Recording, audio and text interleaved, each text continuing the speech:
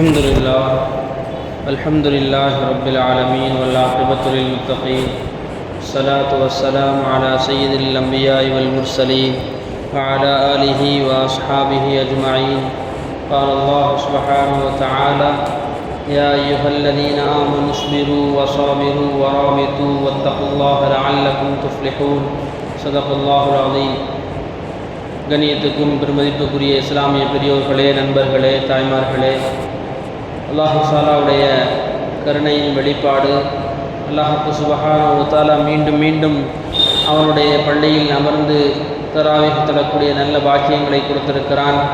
அது வகையில் நாமெல்லாம் பாக்கியமானவர்கள். இந்த பாக்கியங்களை அல்லாஹ் சுப்ஹானஹு வ தஆலா நமக்கும் நம்முடைய சந்ததிகளுக்கும் நம்ம ஈண்டெடுத்த பெற்றோர்களுக்கும் இறுதி வரையிலும் கொடுப்பானாக. இன்று ஓதப்பட்ட வசனங்களிலே நம்முடைய சிந்தனைக்காக அல்லாஹ் சொல்லி காட்டுகிறான்: யா அய்யுஹல்லதீன ஆமனு ஸ்பிரு வஸாபிரு வராபித்து வத்தகுல்லாஹ லஅல்லகும் துஃப்லிஹூன். ஈமான் கொண்ட மக்களே, நீங்கள் பொறுமையாளர்களாக பாவங்களிலிருந்து தவிர்ந்திருந்து, வராபித்து நீங்கள் தயாராகிக் கொள்ளுங்கள், லஅல்லகும் துஃப்லிஹூன். இந்த ராபித்து என்ற வார்த்தை இருக்கிறது, அது அரபியிலே போர்களுக்கு தயாராகுங்கள் என்ற நேரங்களில் சொல்லப்படுகிறது. ராபித்து என்றால் போருக்கு தயாராகுங்கள். இந்த ஆயத்துடைய அடிப்படையில் உலமா பெருமக்கள் எழுதுகிறார்கள், இந்த காலத்தில் நாம் எதற்கு தயாராகுவது? நபி ஸல்லல்லாஹு அலைஹி வஸல்லம் காலங்களில் அப்படியே பயன்படுத்தப்பட்ட வார்த்தை. இப்பொழுது நாம் அந்த வார்த்தையை கொண்டு எதற்காக தயாராகுவது? அடிக்கடி பல மேடைகளிலே, அமைப்பு சார்ந்த மேடைகளிலே பேசப்படக்கூடிய வார்த்தை என்னவென்றால், நாம் இதிலே குறைந்து போய்விட்டோம், நாம் அதிலே குறைந்து போய்விட்டோம், நாம் இதிலே செழிப்பானவர்களாக இல்லை, நாம் தோல்வியடைந்து விட்டோம் என்பதாகவெல்லாம் பேசப்படுகிறது. அப்படி என்றால் நாம் எதற்கு தயாராக வேண்டும்? ராபித்து என்றால் எதற்கு தயாராக வேண்டும் என்பதை இந்த ஆயத்துடைய அடிப்படையில் உலமாக்கள் சொல்லி காட்டுகின்ற பொழுது சொன்னார்கள், நீங்கள் தயாராகவில்லை என்றால் உங்களை நோக்கி வெற்றி வராது. ஒரு வாசகம் சொல்லப்படும், அதாவது ஒரு மனுஷனுக்கு எப்போ பார்த்தாலும் வெற்றி வந்துக்கிட்டே இருக்குது அப்படின்னு சொன்னால் அதுக்கு என்ன காரணம்னா, அவன் அதுக்கு தயாராக இருக்கிறான். எனக்கு வெற்றி வர்றதுக்கு நான் தயாராக இருக்கிறதா என்ன அர்த்தம்? நான் ஒரு ப்ராசஸை நோக்கி நகரணும், எனக்கு ஒரு வழிகாட்டுதல் வேணும், நான் இதை நோக்கி போகிறேங்கிற எய்ம் வேணும் எனக்கு.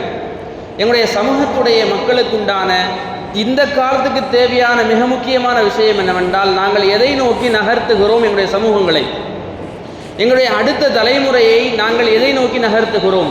எங்களுடைய அடுத்த தலைமுறையை பார்த்து நாங்கள் இப்படி சொல்லிக்கொண்டே இருக்கிறோம், அவர்கள் விளங்க மாட்டார்கள், அவன் உருப்பட மாட்டான், அவன் என்னெல்லாமோ சாப்பிட்டுக்கிட்டு இருக்கிறான், அவன்கிட்ட எந்த ஒரு நல்லறங்களும் இல்லை, அவன் சரியாக வரமாட்டான் என்பதான வார்த்தைகளை சொல்கின்றோமா? அல்லது அவர்களை அழைத்து நீங்கள் இதை நோக்கி பயணிக்கப்பட வேண்டும் என்று நாம் அவர்களை சொல்லி ஆர்வப்படுத்துகின்றோமா? ஒரே ஒரு சம்பவங்களை மட்டும் நினைவு கூறுகிறேன். தயாராகுதல் என்றால் என்ன அப்படிங்கிறதுக்காண்டி ஒரு சம்பவங்களை சொல்கிறேன். சலாஹுதீன் அய்யூபி நாம் கேள்விப்பட்டிருப்போம்.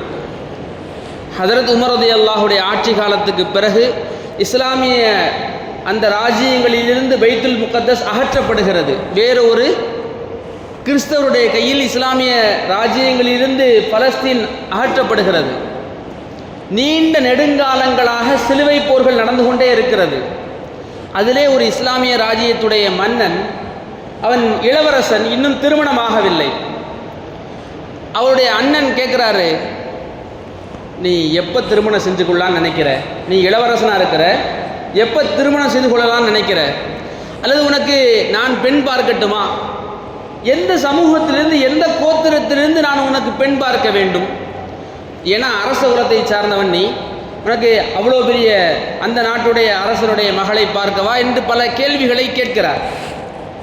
அந்த இளவரசன் சொல்கிறார், நான் ஒரு எண்ணம் வைத்திருக்கிறேன், அந்த எண்ணத்தை போன்று எந்த பெண்மணி எண்ணம் வைத்திருக்கிறாளோ அவளைத்தான் நான் திருமணம் செய்து கொள்வேன். அப்படி என்ன மனசில் நினச்சிருக்கிற சொல்லு?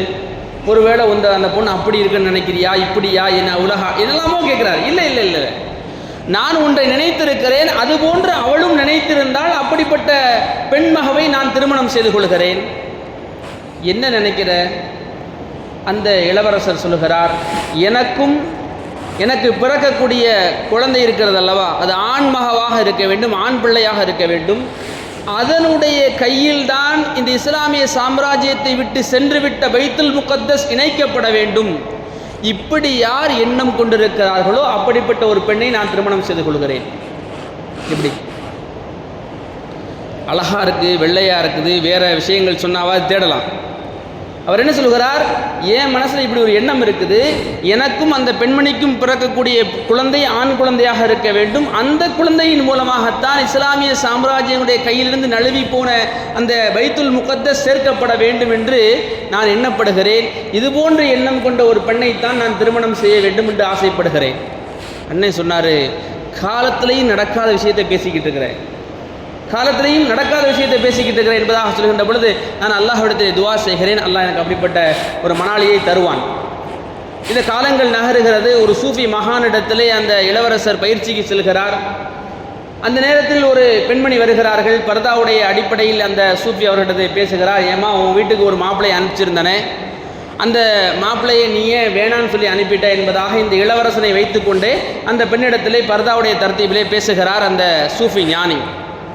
அந்த பெண்மணி சொல்கிறார், ஓ சூஃபி அவர்களே, ஞானமிக்கவர்களே, நான் ஒரு எண்ணம் வைத்திருக்கிறேன், அதுபோன்ற எண்ணம் கொண்ட மணாளைத்தான் நான் திருமணம் செய்ய வேண்டும் என்று ஆசைப்படுகிறேன். ஆகவே நான் நினைத்ததை போன்று இந்த நீங்கள் அனுப்பிய அந்த மணமகன் இல்லை, ஆகவே நான் அந்த மகனை நிராகரித்து விட்டேன். அந்த சூஃபி கேட்கிறார், நீ என்ன ஆசைப்பட்டு என்ன ஆசைப்படுகிறாய்? அந்த பெண்மணி சொல்கிறார்கள், எனக்கும் என்னுடைய கணவனுக்கும் திருமணமாக வேண்டும், ஒரு குழந்தை பிறக்க வேண்டும், அந்த குழந்தையின் மூலமாகத்தான் இஸ்லாமிய சாம்ராஜ்யங்களிலிருந்து நழுவி போய்விட்ட பைத்துல் முகத்தஸ் ஒன்று சேர வேண்டும். அப்படிப்பட்ட எண்ணம் கொண்ட ஒரு கணவனை நான் பிரியப்படுகிறேன். இந்த இளவரசர் சொல்கிறார், ஓ சூஃபி மகான் அவர்களே, தயவு செய்து இந்த பெண்ணை எனக்கு திருமணம் முடித்து விடுங்கள், ஏன்னா இந்த பெண்ணும் நானும் நினைச்ச மாதிரி ஒரே மாதிரி இருக்குது. அவர் சொல்கிறார், நீ அரச குலத்தை சார்ந்தவன், நீ அரச குலத்தை சார்ந்தவன். அந்த பெண்மணி சாதாரண ஒரு மகளுடைய மகள், சாதாரணமான குடும்பத்தை சார்ந்தவள், எப்படி திருமணம் செய்ய முடியும்? குலம் கோத்திரம் எல்லாம் பார்க்க வேண்டும் அல்லவா? அவர் எப்படியோ அந்த மகானிடம் பேசி செய்து அந்த திருமணம், அந்த பெண்மணியை திருமணம் முடிக்கிறாள். இவர்களுடைய எண்ணங்களை போன்று ஒரு மகன் பிறக்கிறான், அவர்தான் சலாஹுதீன் அய்யூபி. அவர்களின் கையிலாகவே இஸ்லாமிய சாம்ராஜ்யத்திலிருந்து இல்லாமல் போகிவிட்ட பைத்துல் முகத்தஸ் ஒன்று சேர்க்கப்படுகிறது. கண்ணியத்துக்குரிய மேலான பெரியோர்களை, தாய்மார்களை, நாம் புரிந்து கொள்ள வேண்டிய விஷயம் என்னவென்றால், எங்களுடைய தலைமுறைகளை நாங்கள் எதற்கு தயார்படுத்துகிறோம்? நம்முடைய தலைமுறைகளை நாங்கள் எதற்கு தயார்படுத்துகிறோம்? மீண்டும் மீண்டும் நம்முடைய சமூகங்களில் சொல்லப்படக்கூடிய வார்த்தை என்னவென்றால், நன்றாக படி, நல்ல வேலைக்கு போகலாம், நன்றாக படி, நல்ல வேலைக்கு போகலாம். கடைசி வரையிலும் நம்முடைய 90களுக்கு பிறகு இருந்த எல்லா தாய்மார்களுடைய பெற்றோர்களுடைய வாசகங்கள் எல்லாம் இதுதான், நல்ல படி, நல்ல வேலைக்கு போகலாம், கடைசி வரைக்கும் வேலைக்காரனாகவே இருக்க வேண்டும் என்ற வாசகங்களை நம்மிடமிருந்தே பேச வைக்கப்பட்டிருக்கிறது. கடைசி வரையிலும், இப்போ வரையிலும் நம்முடைய பெற்றோர்கள் சொல்லக்கூடிய வார்த்தை என்ன? நல்லபடி, ஒரு 1000 பேருக்கு வேலை கொடுக்கலான்னு எந்த பிள்ளைட்டையா நம்ம சொல்கிறோமா? நல்லபடி, ஒரு பெரிய நிறுவனங்களை நடத்தி ஒரு 20,000 பேருக்கு வேலை கொடு, 10 கம்பெனிகளை உருவாக்கு, முதலாளியாக வாழ என்னைக்கா நம்ம பேசியிருக்கோமா? கண்ணியத்துக்குரிய தாய்மார்களே, பெற்றோர்களே, நாம் நம்முடைய வாழ்க்கையில் நம்முடைய குழந்தைகளை, நம்முடைய அடுத்த தலைமுறைகளை எதற்கு தயார்படுத்த வேண்டும் என்ற நினைவுகளை இந்த நல்ல நாளில் நாம் ஏற்படுத்தி கொள்ள வேண்டும். என்ன ஏற்படுத்தி கொள்ள வேண்டும்? எங்களுடைய குழந்தைகள் வேலைக்காரராக ஆக மாட்டார்கள், மாறாக எங்களுடைய குழந்தைகள் நிர்வகிக்கக்கூடியவர்களாக, நிர்வாகிகளாக ஆகுவார்கள், அதிகாரிகளாக ஆகுவார்கள், அல்லது எங்களுடைய குழந்தைகள் பல நபர்களுக்கு வேலை கொடுக்கக்கூடிய பிஸ்னஸ் மேனாக உருவாகுவார்கள். எங்களுடைய குழந்தைகள் இந்த சமூகத்தின் மேம்பாட்டுக்காக போராடக்கூடிய ஆலிம்களாக உருவாகுவார் என்ற நல்ல எண்ணங்களை நாம் ஏற்படுத்தி கொள்ள வேண்டும். அதுதான் இந்த சமுதாயத்திற்கு தேவை. இந்த ஆயத்துடைய அடிப்படையிலும் அல்லாஹ் அதைத்தான் சொல்லி காட்டுகிறான். தயாராகுங்கள், நம்முடைய அடுத்த தலைமுறைகளை சிறந்தவர்களாக உருவாகுவதற்கு தயாராகுங்கள். அல்லாஹ் சுப்ஹானஹு வ தஆலா நீண்ட நெடுங்காலங்களாக எங்களிடம் ஏற்பட்டிருக்கக்கூடிய இந்த பிணிகளை எல்லாம் நீக்கி இந்த சமூகத்தின் உயர்ந்த இடத்துக்கு செல்லக்கூடிய நல்ல பாக்கியம் பெற்ற ஜெயசீர்களாக எங்களையும் நம்முடைய சந்ததிகளையும் உருவாக்கி தருவானாக. வாஹிரு தஅவானா அல்ஹம்துலில்லாஹி ரப்பில் ஆலமீன். அஸ்ஸலாமு அலைக்கும் வரஹ்மத்துல்லாஹி வபரகாத்துஹு. சுப்ஹானல்லாஹி பிஹம்திஹி.